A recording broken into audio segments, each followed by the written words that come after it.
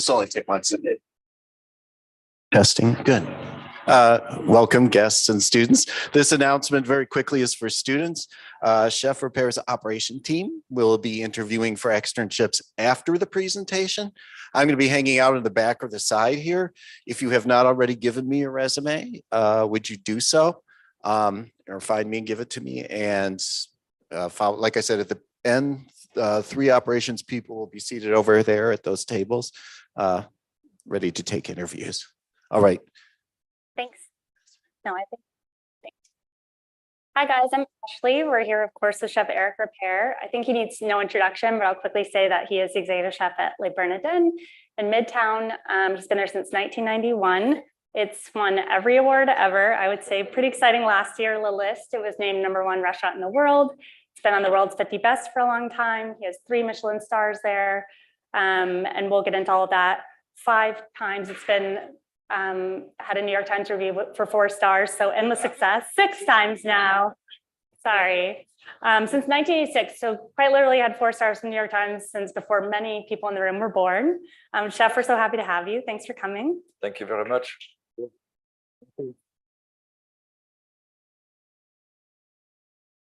And just so he has an idea of who's here. How many people are students? Will you raise your hands? Oh, wow. Any alumni? All right. Okay. It's nice. So last time Chef has been to the campus a few times, and last time we spoke was during the pandemic on an Instagram Live. You had just published Vegetable Simple. It's had so much success, and now you're working on Seafood Simple. Can you tell everyone when it's coming out and how that's going? Sure. Seafood Simple will be out October 3.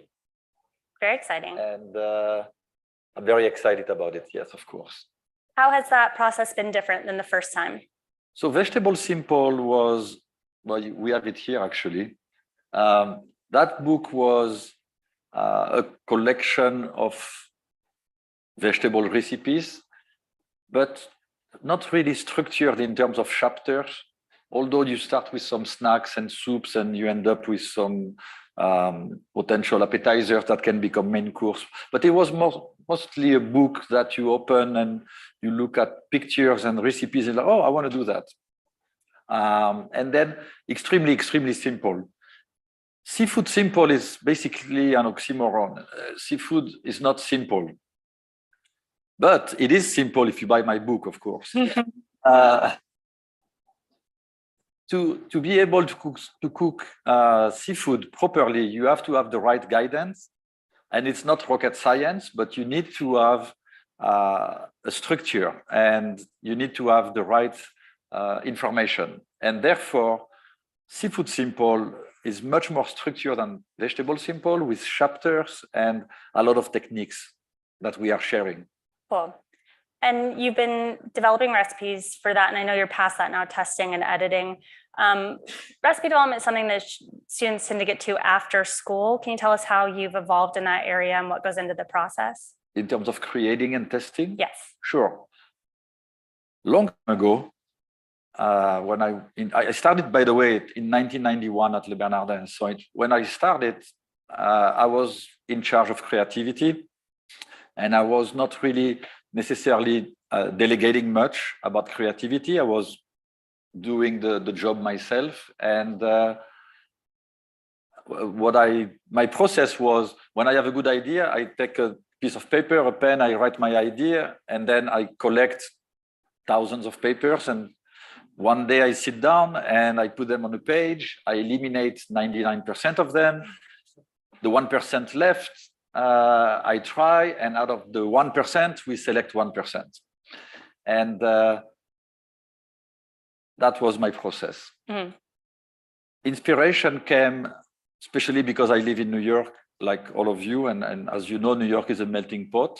So therefore, inspiration was mostly from the surrounding, which is coming from different ethnicities. We have people from all over the world here. We have ingredients from all over the world. You can learn techniques from other chefs.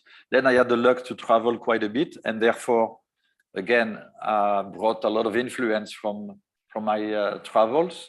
And then I started to develop a team of sous chefs that were very loyal to Le Bernardin, to myself, and that have been working with me for a long time. And I started to tell them, let's work as a team. So today at Le Bernardin, when we create as a team. And sometimes I give an idea to someone to develop. Like the other day, I said, it's the season for rhubarb. Let's make a rhubarb dish with seafood. And that's your job. And good luck. And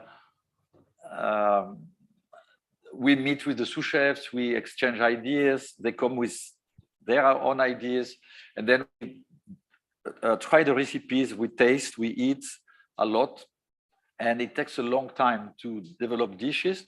Sometimes we have the beginner luck on some aspects, like the rhubarb actually was a beginner luck in two experimentations. We were lucky, we had a good dish.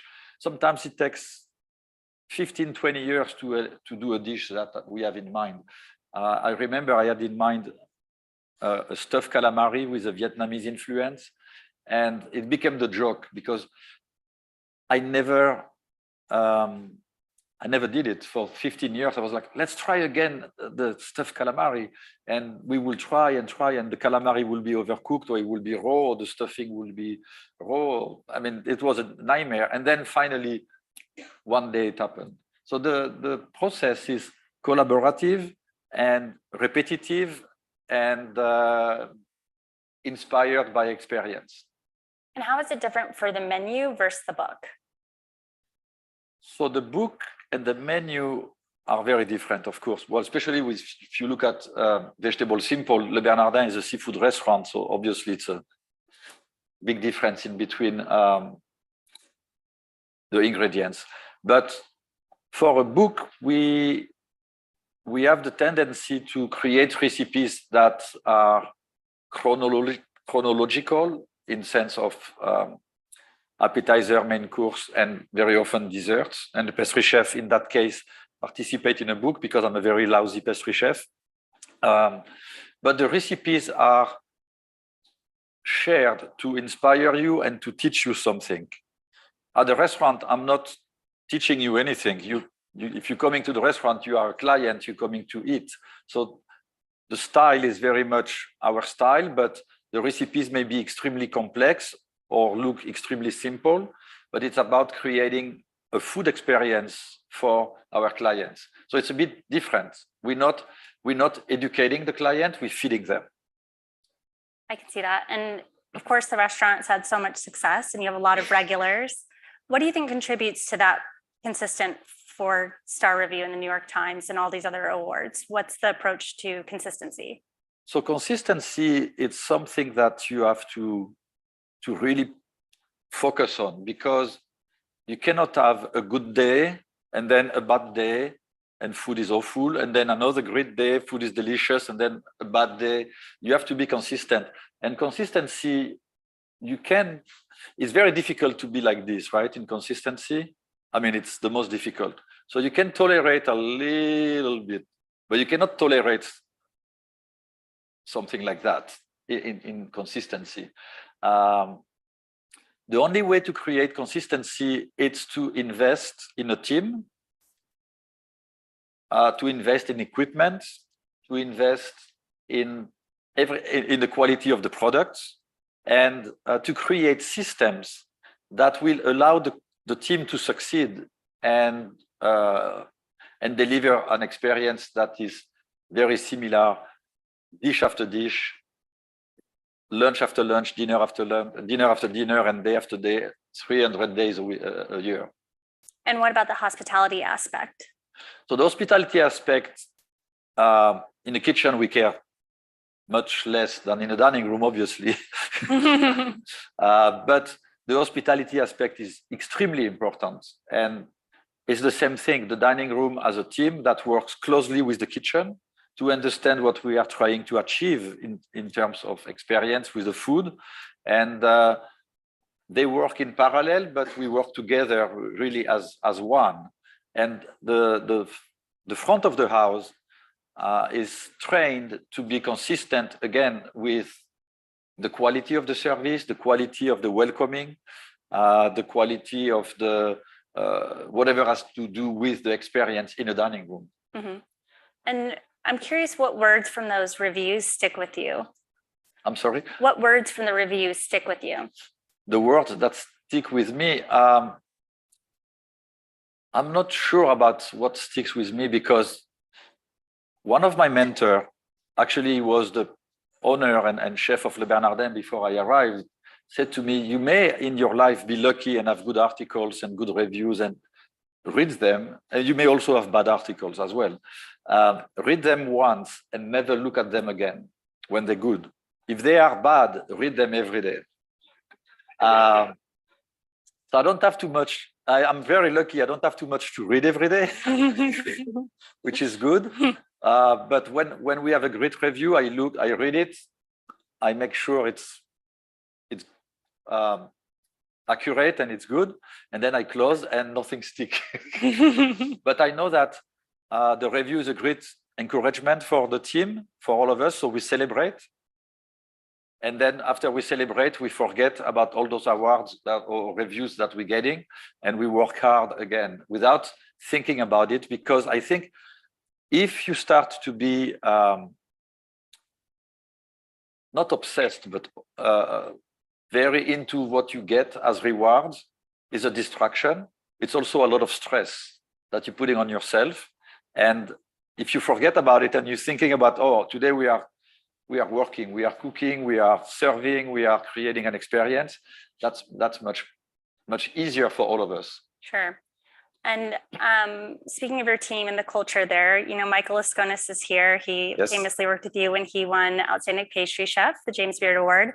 Orlando Soto's with you now. He was at commencement this week. What do you look for when you hire, and what stuck out with Orlando that's making the pastry program so great now? The pastry program is great. The desserts are delicious, for sure. And we got very lucky with Michael, because when Michael Lesconis came to Le Bernardin, I thought he was the best pastry chef in the galaxy. And he is. And now we have Orlando that comes from the school as well. And he has learned tremendously from his mentor, which is Michael, and he's today the best pastry chef in the galaxy as well. What we look at when we hire someone, what we look at, it doesn't matter which position they have. I mean, pastry chef is a pretty big position. Usually we don't hire sous chefs because you have to learn all the stations first and then understand the philosophy of the house and so on. And then finally you can become potentially a sous chef after being associate, which is the most iconic and difficult station in any restaurant when you have a sauce. But we're looking at someone who's a team player first. It doesn't matter if you are a genius. If you cannot work with a team, you cannot achieve much, because as you know, by yourself, you're not going to be able to feed 50 people at the same time. So we need someone who's a team player, who's curious, who's disciplined, who's clean, who has knowledge, and knowledge comes from experience from schools like here, and who's humble enough to accept criticism and learn, and of course positive criticism, and learn. And those are the criteria that we have, and I'm sure I'm forgetting a couple of them, but those are the major ones. Mm-hmm. Those are great. I think it's easy to overlook that you did work other places before you were at Le Bernardin. We spoke last time about his time in culinary school, but I thought there's a lot of new people here today. You want to talk about how culinary school was different in France, and then how you worked your way to New York? Sure. At age 15, I was such a bad student. I ended up in the principal office with Mom, and the principal said, it's over for your son. He has to find something else to do because we can't keep him in the school. He cannot go to high school, but he can go to a vocational school. And I was so passionate about eating and cooking. Actually, I had bad grades because I was reading cookbooks at night instead of studying maths. And right away I said, can I go to a culinary school? And the principal really used all his influence to get me into a school next to my house. In France, the schools are managed by the government, and therefore they are free. So free has a big advantage, it's free. But it also has a big disadvantage. Because it's free, they have very small budgets. And I think when I look at schools like here and other schools in America, yes, they are more expensive than free, but what you learn is much better than having 20 students with a rack of lamb, looking at the rack of lamb once in 6 months and touching it. And that's pretty much because the school doesn't have enough money to buy many rack of lamb. Or I never saw Cherville in Cherville, right? With my accent, you understand Cherville? Okay. I never saw Cherville, but I saw it on books, and they spoke about it in a school, and they were like, it's too expensive, we cannot buy it. So you're gonna do the same with parsley because it looks alike. Anyway, in that school, I was a pretty good student, finally. And 2 years later, I graduated from the school, and I wanted to really go into fine dining. And I wrote 18 letters to 18 3-star Michelin restaurants in France, because at the time was only 18 of them, and nobody answered. And then finally, I think 3 or 4 months later, one restaurant in Paris answered. I was already graduated. I graduated with honors, so I did pretty well. And I started in La Tour d'Argent, which was celebrating its 400-year anniversary in 1982. Wow.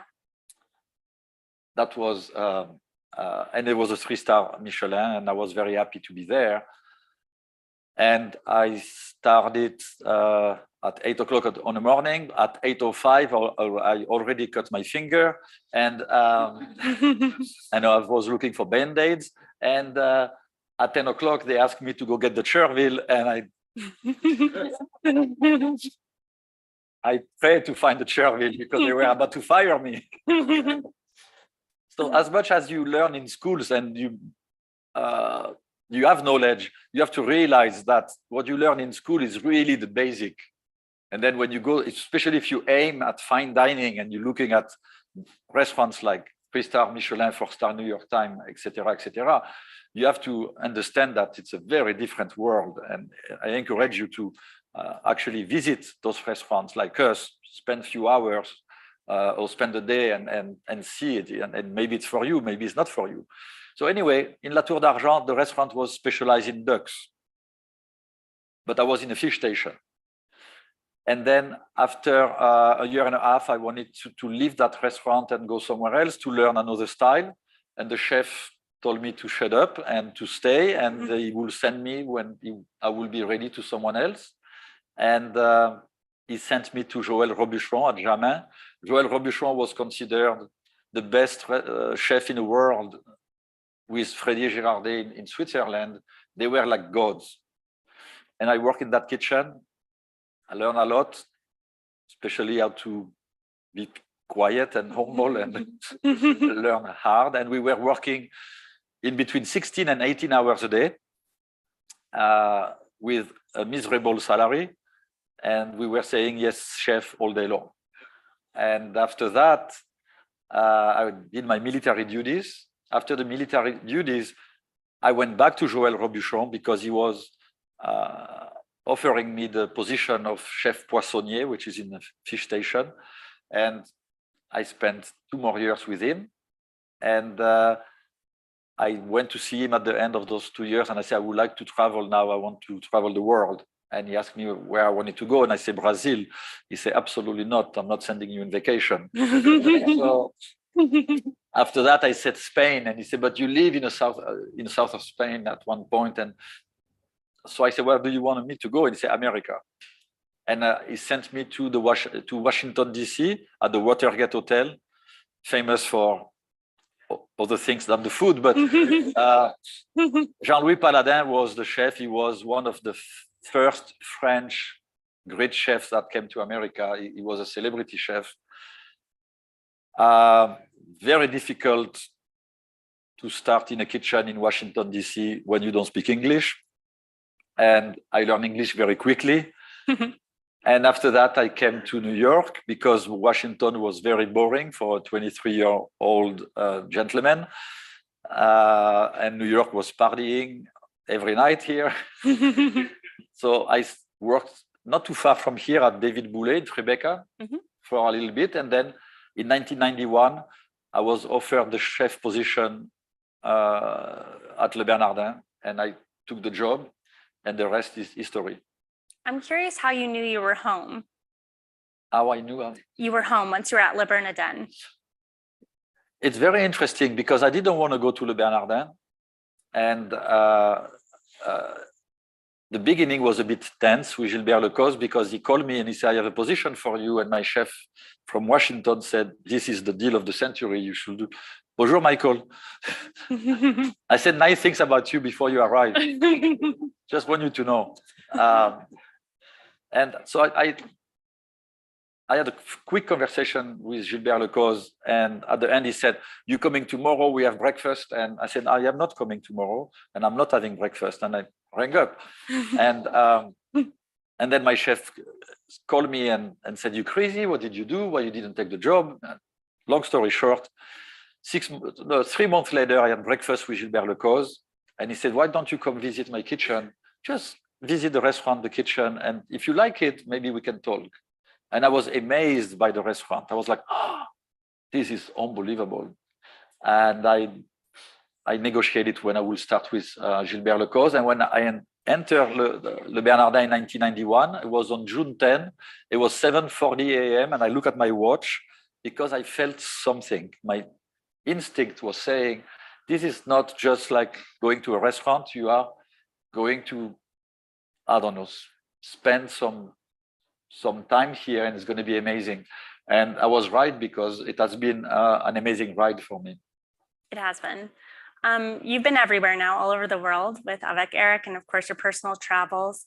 Where have you been recently that you're excited about, and how important is that travel? Lately, I was in Spain. I was in Castilla-La Mancha. So Castilla-La Mancha is a region next to Madrid. The capital is called Toledo. They're very famous for their cathedral and very famous for the steel that they are working, and they're working for centuries creating weapons and knives. And in Castilla-La Mancha, you have saffron, which is very big for the economy there. And not too many people know about the gastronomy. And even me, who live part of my life in Spain, didn't know much. And I went to see the producers that create olive oil. I went to see the farms that make manchego cheese.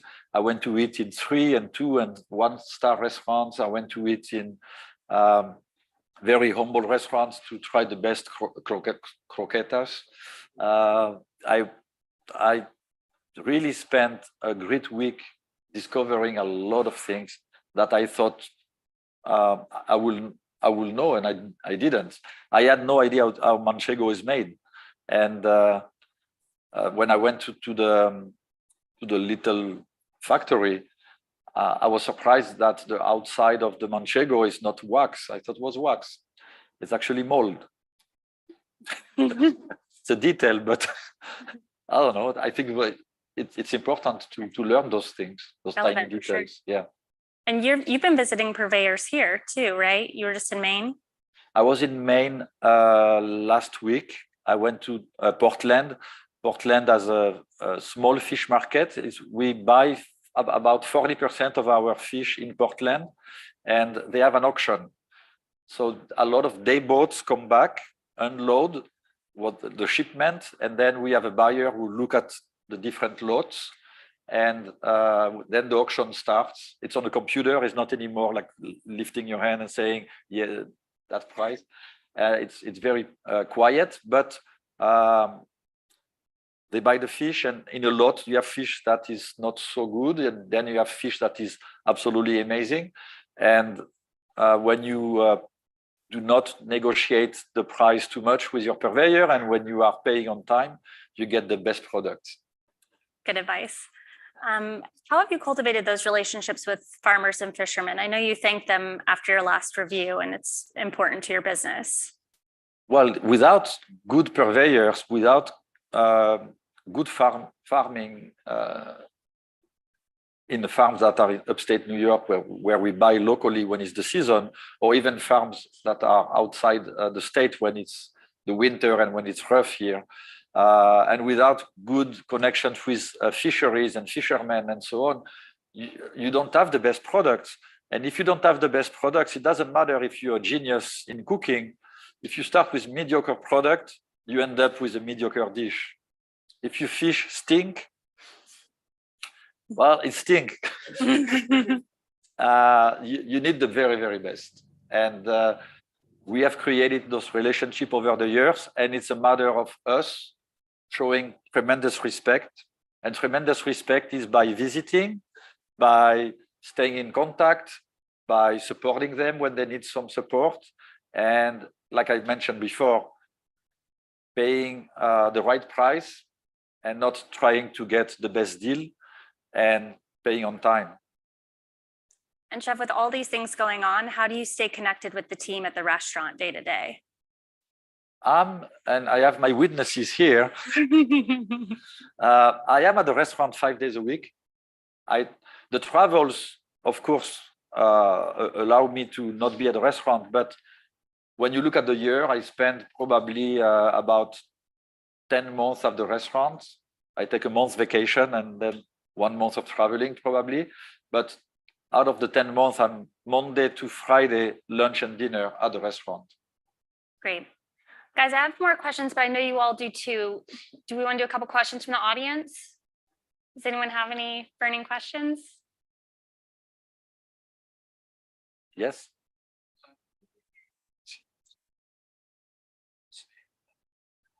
I was curious how you strive for while still balancing personalized, non-striving or unattached attitude. So I study Buddhism. It's a personal search for me to be a better person and to have a better understanding of phenomena in life. However, I never tried to convert the team yet. And whatever I study and whatever I learn, I keep it for myself and then I digest it, and I find a secular way to share with the team what I learn and that I believe is positive. And then I am cultivating, like you mentioned, non-attachment, but it's not because you're not attached necessarily to something that you cannot search for perfection. Because when you search for perfection, you know very well that perfection is very subjective and doesn't exist. And therefore, what is exciting is not the perfection, is the search for it, the journey.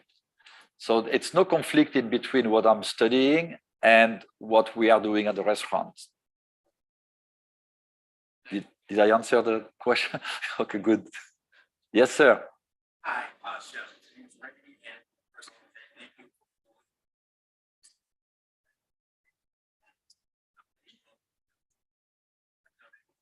When it comes to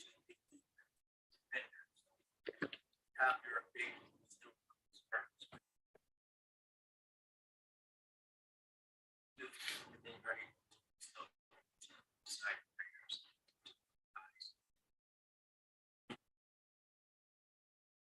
deciding factor of going big type vendor like Cisco.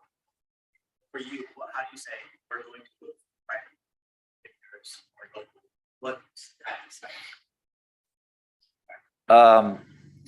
so you're asking about, I mean, I'm repeating what I understood that you you were saying. When we choose about vendors, what makes us choose a certain vendor and potentially go to someone who's very small and boutiquey, and or potentially going to someone who's very big and not as boutiquey. So you mentioned the name of a brand called Cisco. We do not buy from Cisco, but we could actually, because when you buy sugar or when you buy some staples like salt and things like that, it's no different in between, or if you buy for the kitchen some plastic film or other products that you need for the kitchen, it's not necessarily a difference. It's actually the same brand sold by someone who's gigantic or sold by some smaller company. We do not buy from Cisco for one reason, is because we want to support medium-sized companies that are slightly more expensive than Cisco because they don't have that power. But it's a little bit like going to the bookstore, if I can make an analogy, instead of going to Amazon. Although we go to Amazon sometimes when we buy books, but most of the time I go to the bookstores, and I highly recommend to visit Lexington Avenue, Kitchen Art and Letters, where it's a very tiny bookstore that specializes in cookbooks. When you support them, you support the local economy. When we speak about food, we are very particular about the choice of the ingredients that we are using. And therefore, we go to people that provide us quality consistently. And again, price on the beginning is not an option. I mean, it's not something that we care about. We always find a way to get along with that person. But I'm sorry. But for us, the quality of the ingredient is what drives the connection. So we have, I don't know how many purveyors, but probably just for the food itself at Le Bernardin, we have more than 50 purveyors. We may have someone who specializes only in one item and is the best. So we're going only to that person. And sometimes it's a bigger company, but we don't work with industrial farms or industrial factory boats that deliver fish to Le Bernardin. It doesn't exist for us. We work with day boats, with smaller purveyors, and when we get the seafood at the door, the fish is still in rigor mortis and extremely fresh, and it's very difficult to compete with that. You're welcome.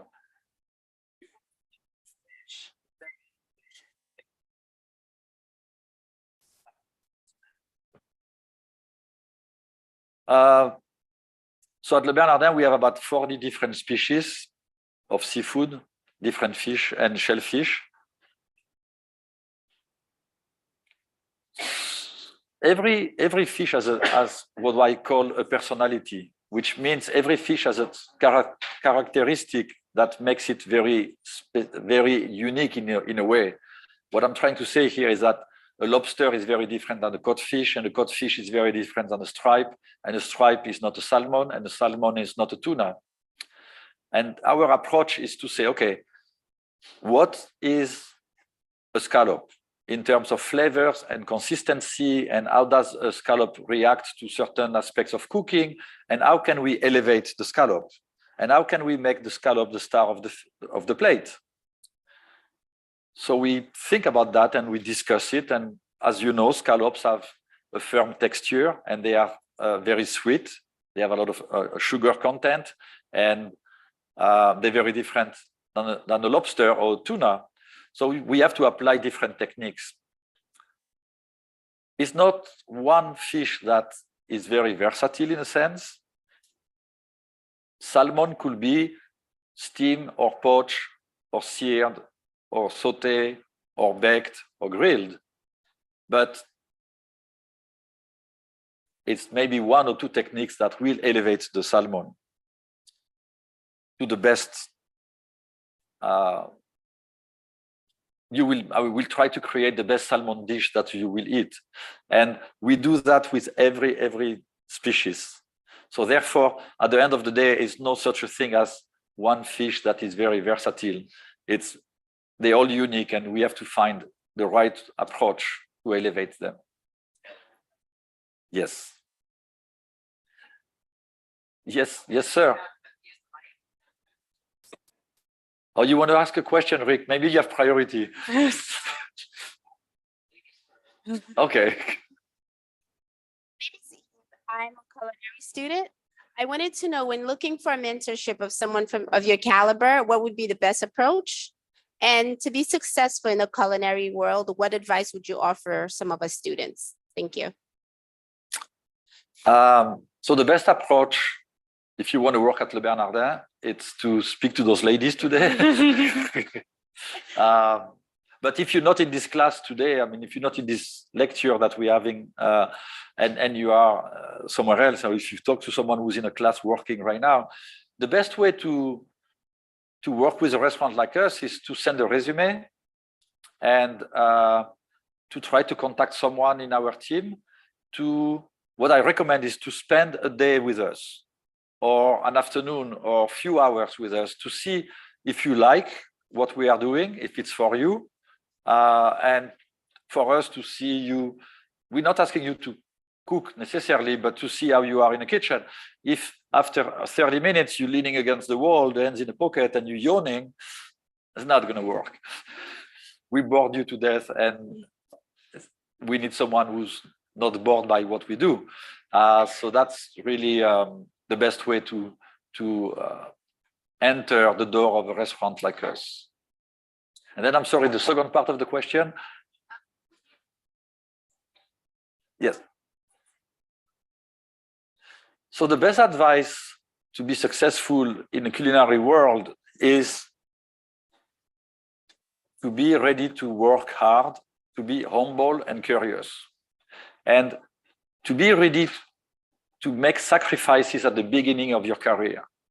And what I call sacrifices is not to look for the best salary necessarily at the beginning, to make a financial sacrifice, because when you come out of the school, you have a certain knowledge, but you're not an expert yet.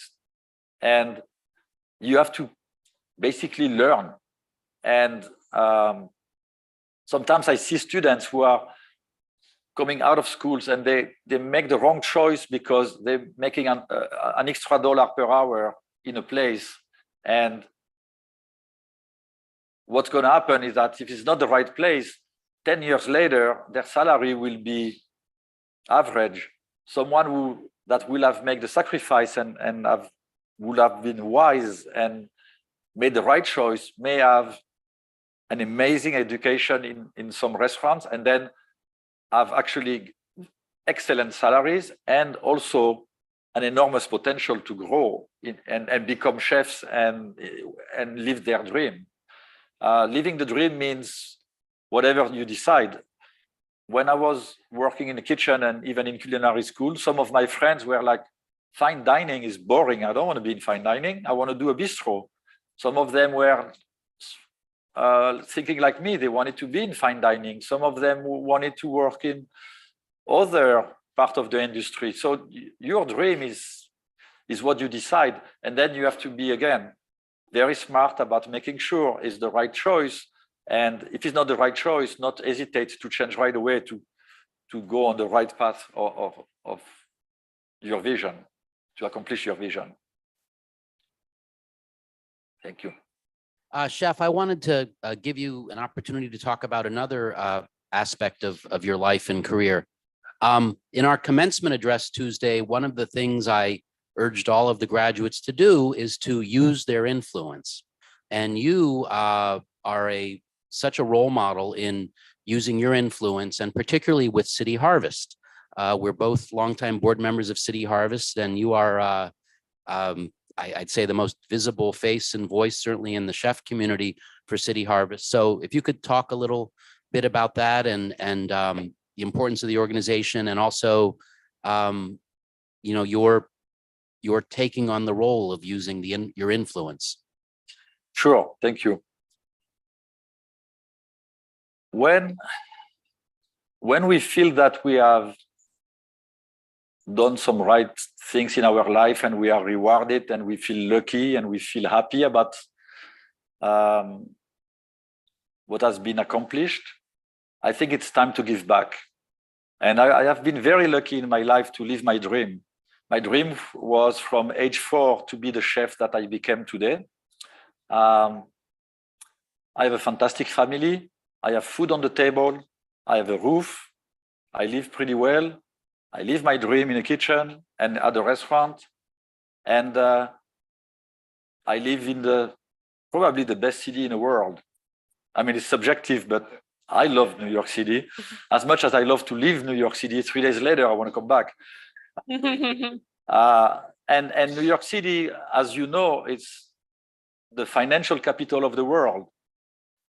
We have the richest people on the planet living in New York. And you have restaurants like Le Bernardin that are feeding very happy people who can afford to come to Le Bernardin. And then sometimes a couple of yards away from the restaurant, I see people who are not as lucky, who don't have food, who don't have a roof. And I don't know why. And I don't think we should ask them questions, although we can engage and have a discussion with them if we wish, but we should not be judgmental. People have struggled. And this is extreme. We're talking about homeless people that I see at night or during the day. But you have a lot of people in New York, actually 1.5 million people who live under poverty level.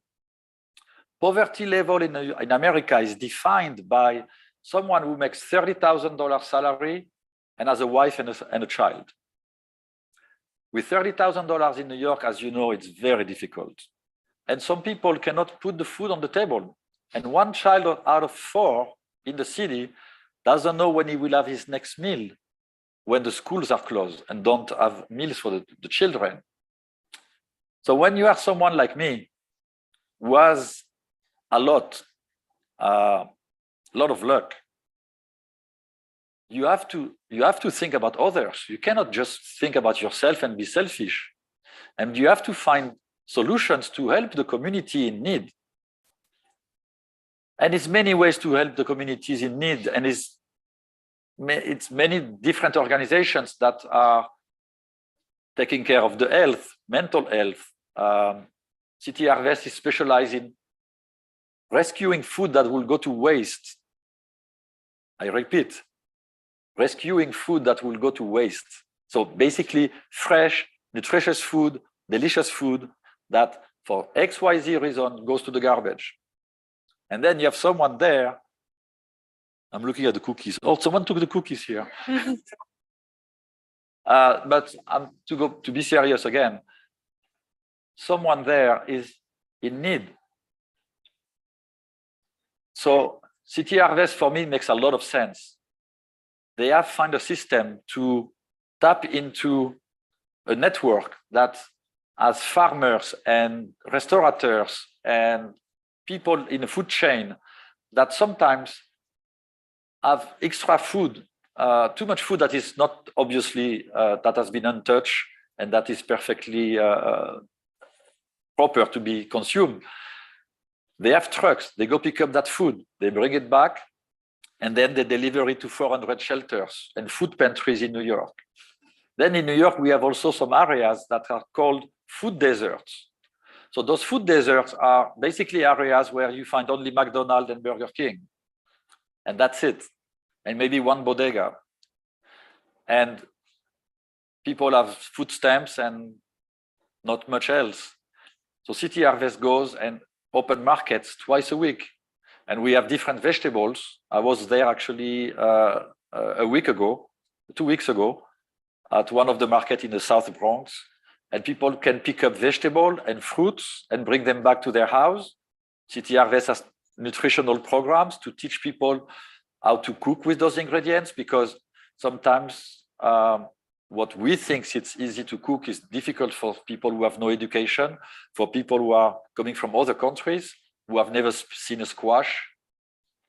Sometimes leeks can be very esoterical. What do you do with a leek? And City Harvest has all of that. So therefore, Le Bernardin is very involved with City Harvest in terms of bringing visibility, rescuing food, raising money for them, and making a difference, hopefully a small difference in the landscape of New York. Thank you. But that was it's a serious subject, and you are in the food industry, and you are at the source. And if you can be successful, and if you can feed your family, you have to think about people who are in need. And if you even whoever is not in the food industry, whoever is behind the camera or the sound engineer, if you have food and you have a roof, you have to think about making a difference for everybody else. And that's not a religious statement. That's just being human. Yes.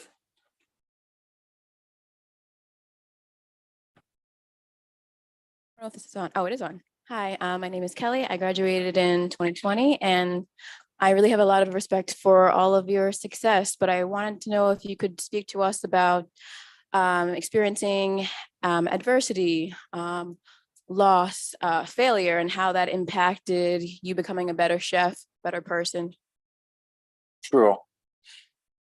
When we don't face adversity, we don't have the opportunity to overcome the challenges. When everything is fantastic, you don't learn much.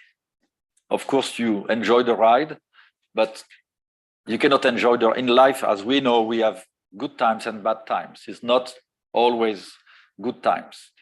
And we lose loved ones, and we sometimes lose jobs, and we are not having a blissful day every day of the year. So adversity, it's that opportunity that we should embrace in a sense, as much as it is painful, and reflect on and come back from those challenges stronger than ever. So COVID was a huge challenge for all of us. We had to, actually, the Le Bernardin had to close completely. I had to lay off 175 employees. And believe me, they were in a room around me like that, and it was the day we were closing. And it's not a good moment for anyone, neither for me or for the employees to be laid off.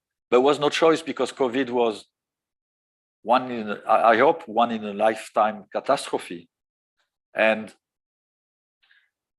the best way for the employees was to be unemployed, and for us to, as an owner, not to have any salary and wait, and for us to wait for better days. And I can tell you, I was every day managing the crisis and suffering tremendously psychologically.